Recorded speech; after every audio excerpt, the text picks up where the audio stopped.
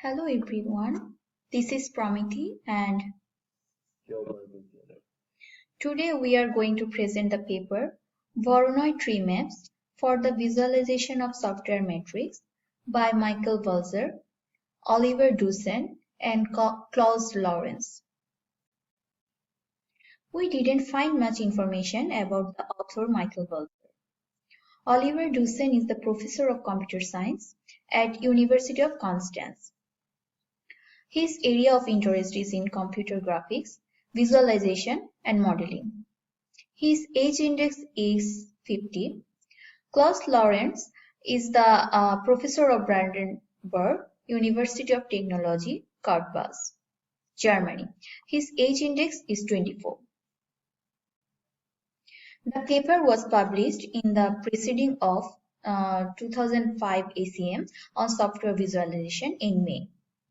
The paper was cited 294 times by Google and ACM cited it 109 times. There are many different ways to visualize software. Tree maps can be effective if they are easy to read. So, the research questions are, how can we use tree maps so that they are easy to read and not confusing? This ultimately comes down to what tree map object should we use. If we want the right tree map objects, what do we need to consider when finding the right object? These are the research questions of this paper. The focus of this paper is to design a visualization system that will be oriented toward customer, and it will maintain quality assurance. This will be helpful in dealing with levels of abstracts in large code bases. The Sotograph and Rigi standard format are tools with methods on extracting the software model. This study only used Java code. The extracted packages include classes, methods, attributes, and files. This representation is busy and difficult to read.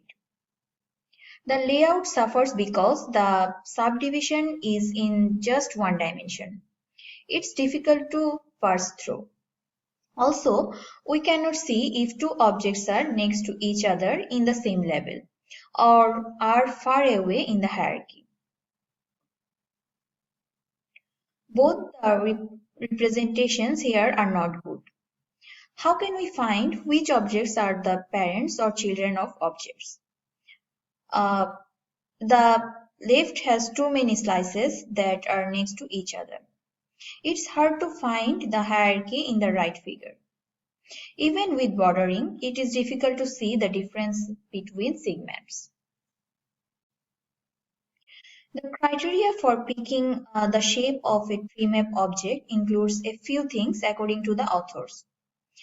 These are the main things they concern themselves with. The object should use the whole area of the visualization. This means they shouldn't have any blank spaces at the corners. The shape itself should not have holes or overlappings. This would make the visualization cluttered.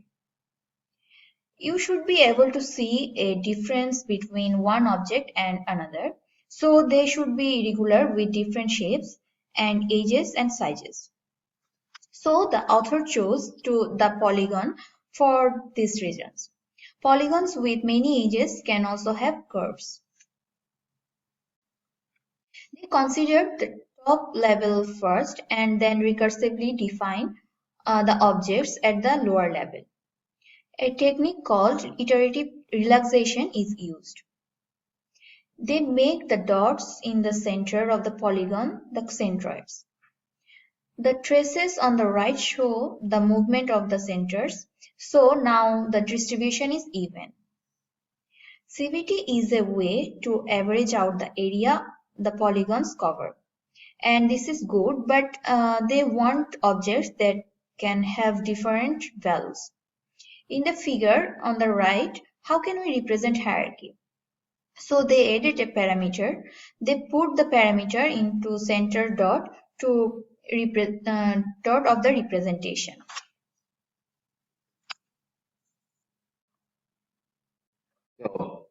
An essential part of their application is that the radius of the circle can be 0 or even less, meaning that it's not so much a circle but some kind of abstraction.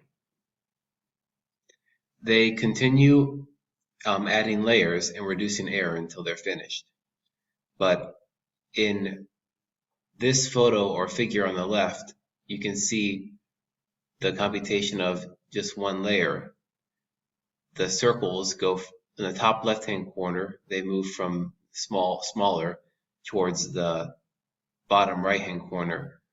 The error function is consistently reduced until they reach their final representation.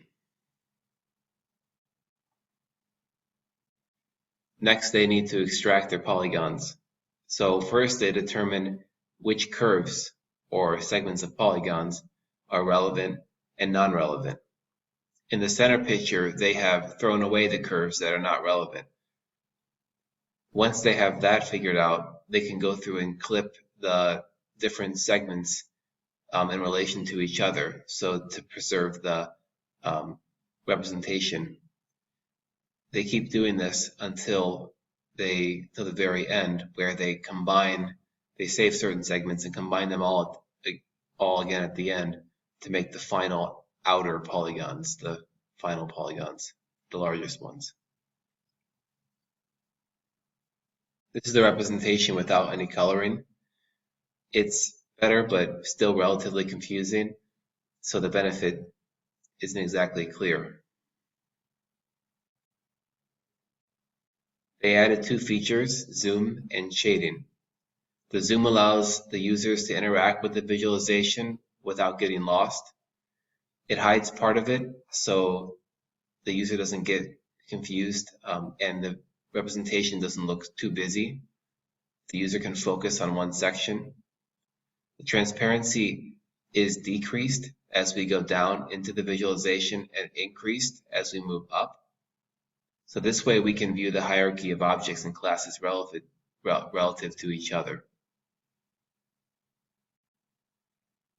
This is what the final tree map looks like. The colors and the shading help keep the context while also looking at while users are looking at the visualization.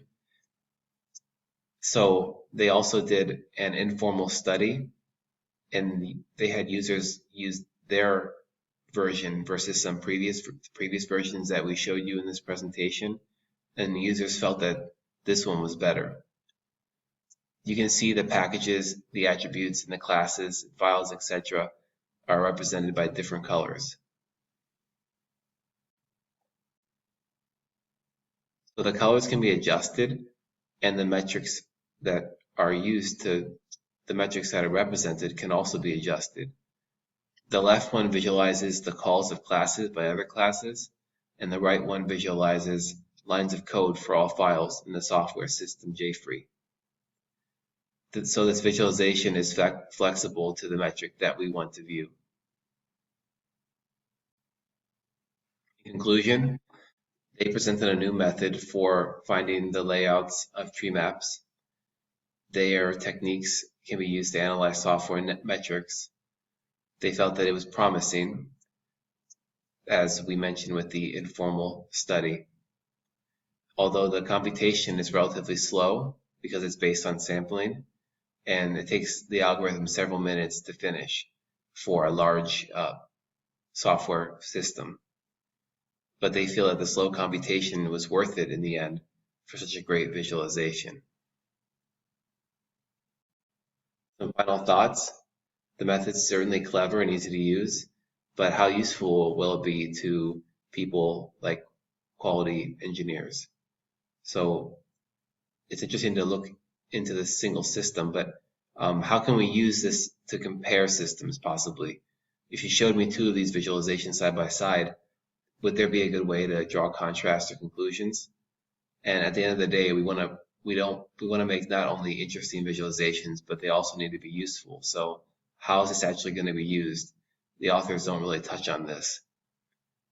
We also feel that it could be expanded upon, the visualization as a whole, maybe added some other metrics in there, but we also have to think about not making it too confusing. These are our references. Have a good day.